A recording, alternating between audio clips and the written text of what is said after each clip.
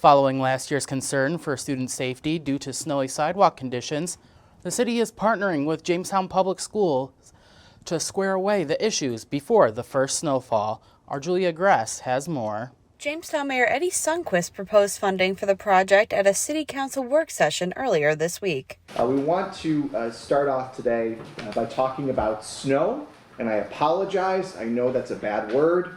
We don't always love talking about that, but it is something that we want to try to square away earlier this year. The city and the school district would engage in a shared services agreement. The school district would use their capital funds to purchase 2 new sidewalk plows for the city. The city would maintain those plows.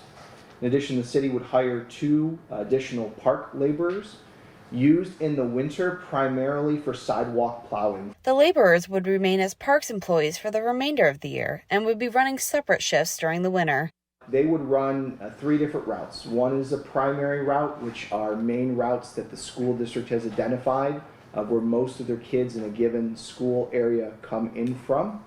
Secondary routes would be additional ones that we would normally plow, additional school routes. And the third routes would be even farther. Once these routes are finished, the laborers would continue with other tasks already being handled by the parks.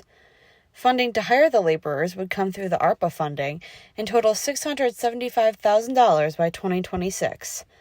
Due to the workers with a CDL shortage, the city would hire laborers without, with the stipulation that they would receive their CDL within 2 years of being hired.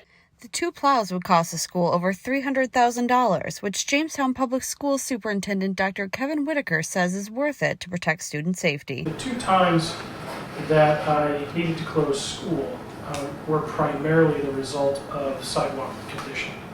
And sidewalks don't load up with snow unless streets load up with snow, and DPW is out clearing streets.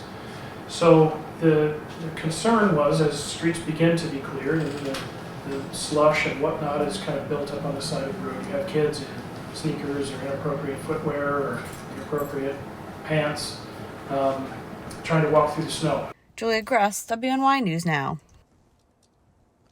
Julia, thank you.